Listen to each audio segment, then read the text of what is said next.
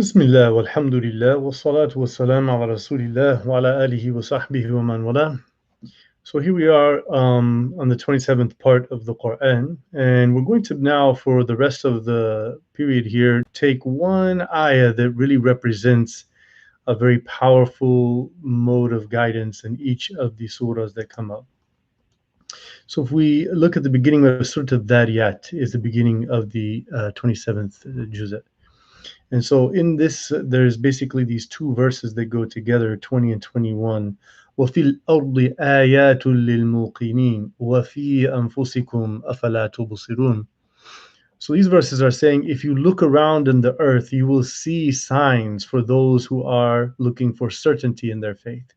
And inside of yourselves, there is something to look deeply in terms of spiritual gain and worth. These ayahs are talking about how when we study science, we see an amazing sense of order. We see an amazing sense of structure and meaning and purpose. And so when we study those things, it will develop a sense of certainty in our understanding of faith. And it will increase our desire to serve and worship the one who created everything.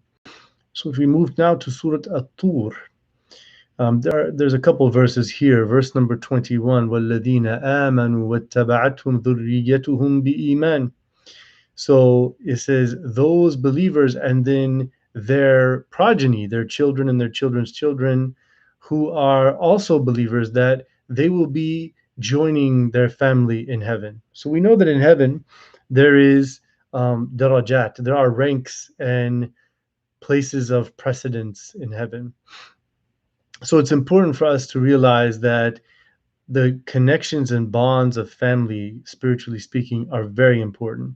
And that if our child happens to be more pious than us, then in heaven we will be able to live with and be in that realm of rank. So in heaven, there is not like, well, you get more stuff or more blessings in heaven because you're a better person who lived a better life of faith.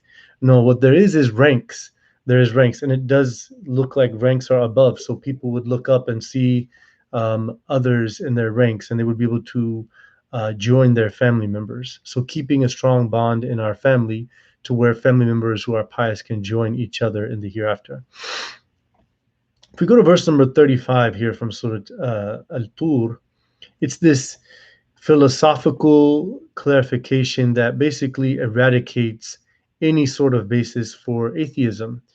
The idea of atheism is that everything just popped up out of nowhere. That's really the interesting leap of faith that atheists have developed.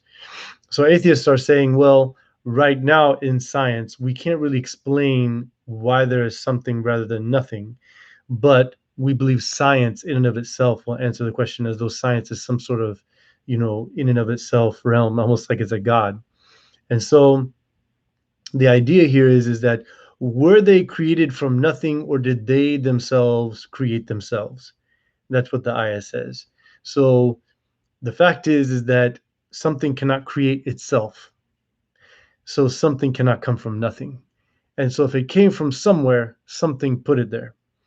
And at the end of the day, you have to have something that is eternal and absolute that put it there. And then when you look at what is there, you see order and structure, the orbits, the gravity, the electromagnetic pull, life on Earth, and all of that is all obviously pointing to an intelligent designer. So this ayah is basically clarifying that point. If we go to Surah Najm, the verse number 3 just clarifies the nature of the Prophet when he speaks about religion. وَمَا يَنطِقُ عَنِ الْهَوَىٰ. He is not speaking on behalf of his own. He's not coming up with ideas. He is having a revelation that is revealed to him, and he is communicating that. And then when we go to, because a lot of people there, not sure in terms of hadith even. If the Prophet said something about religion, then it is divinely inspired, even if it isn't an ayah from the Qur'an. He is getting this from the divine guidance that he was blessed with and touched with. So he is a legislator in and of himself when it comes to religious teachings. We go to verse number 39. وَأَلَّيْسَ لِلْإِنسَانِ إِلَّا مَا سَعَىٰ.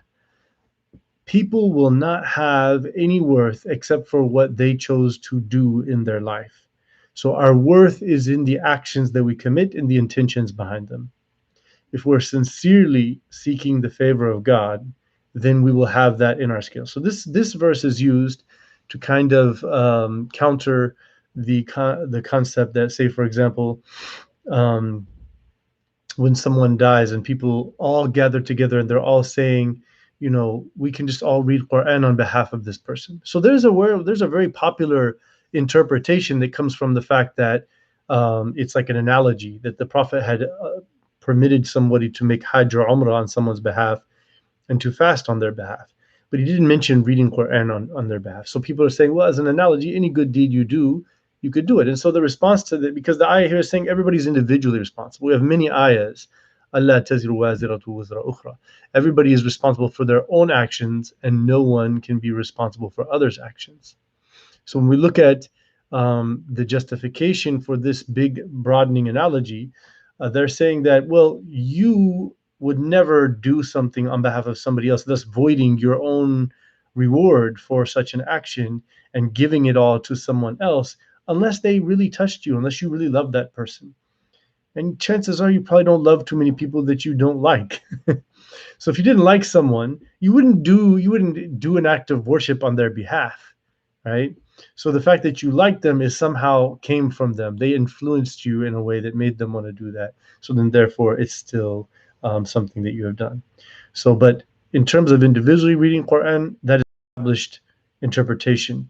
In terms of making it that every time somebody dies, we need to all gather together in Quran, that would be organizing a formal sense of worship, in contrast to the way the Prophet cared for and sought to honor and respect those who had passed away, which they just did the janazah prayer, and then they would pray for this person. So when people said this, I want to do it on their behalf, the Prophet allowed it as an individual act of devotion, ijtihad, and devotion. We go to Surah Qamar, the repeating phrase, وَلَقَدْ يَسَّرْنَا الْقُرْآنَ لِلذِّكْرِ فَهَلْ مِن مُدَّكِرٍ.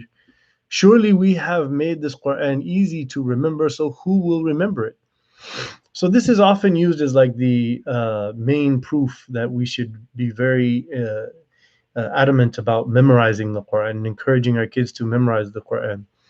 I'm going to go ahead and just tell you that in the entire Quran, there is not this huge emphasis on memorizing Quran. This is literally the only verse that seems to be interpreted to encourage us to memorize the Quran.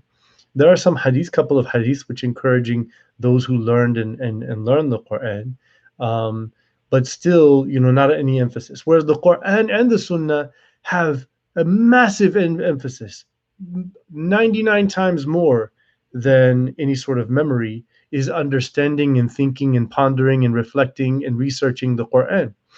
So this ayah here is actually saying the Quran has been made in a melody, in a flow, with a certain way of recitation that is easy to latch onto.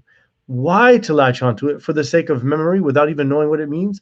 No. So that you will know what it means and that it will be fresh in your mind and that you will constantly remember it and be able to recite it in your prayers, thus reminding yourself and whoever else is praying with you.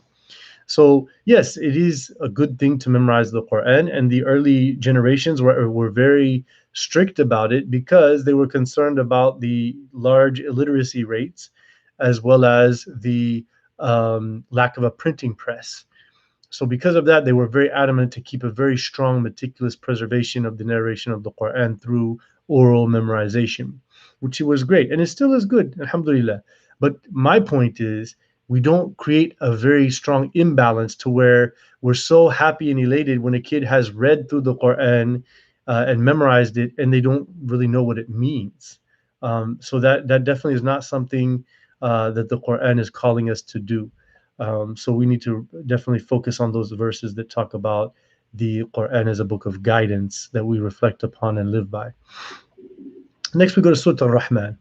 Obviously, فَبِأَيِّ آلَاءِ رَبِّكُمَا تُكَذِّبَانِ is the recurring theme, because the purpose of the surah is to challenge the Meccan people who are saying that we don't know about this Rahman, we've never heard about this Rahman. Okay, you are surrounded by Rahman. Rahman is constantly touching you and moving you and influencing you with all of his blessings and favors. So why would you deny this? You know he's the creator. Creation's all around you serving your best interest. So don't do this. So then once you realize that the compassion and the mercy has surrounded you, now you must be a worker for his cause. You must be working in his creation to do his work amongst people. So the ayah from that is verse 60. هل جزاء الإحسان إلا الإحسان. What would be the reward of excellence except for the beautiful excellence that would be coming as a result? So what we learn from this ayah is, if you exert excellence, if you are selfless and compassionate, and you are doing good in the world and being a productive, positive contributor to the world, then you will receive all of that back in this life and the hereafter in the most beautiful reception. Now we go to Surah Al-Waqi'ah. Surah Al-Waqi'ah really, it basically covers three categories. You have a sabiqun, those who are foremost in their faith and their character and their good deeds, and they stayed around the righteous and they cultivated goodness in society and they eradicated harm. Those are the best of the best. And we strive to be that. And then there's Ashabul Yameen. Those are the believers that were believers. They were, generally dedicated to their faith, and they sinned. And when they sinned, they repented. And so they're good believers, but they are the best among believers. And those will also go to heaven. And then there's Ashabu Shimal, those who turned away from their faith, those who rebelled, those who were heedless and did not care about their faith. And then we go to last but not least, Surah Al-Hadid. Verse number 21, I think, is the crux of the whole surah. The surah is very powerful about encouraging believers to see their value in terms of their worth, what they do and how they give and how they are engaging in a life planning for the hereafter. So the verse here is سابقوا إلى مغفرة من ربكم وجنة عرضها كعرض السماء والأرض. So compete, be working to be the foremost, like in the previous surah of Al-Waqi'ah. Try to be a sabiqun. Try to work hard to compete with others in doing good deeds and establishing piety and righteousness in your life and calling others in your surroundings to it. Then you will have the forgiveness and an eternity of bliss that is the biggest blessing of all blessings. And this is what God reveals and gives to whom he wants. And that is the people who turn towards him and the people who seek it. So we ask in this sacred month that we be among those who seek and are blessed with divine favor and blessings and the ultimate blessing of heaven. جزاكم الله خيرا. سبحانك لا بحمدك أشهد أن لا إله إلا أنت أستغفرك وأتوب إليك.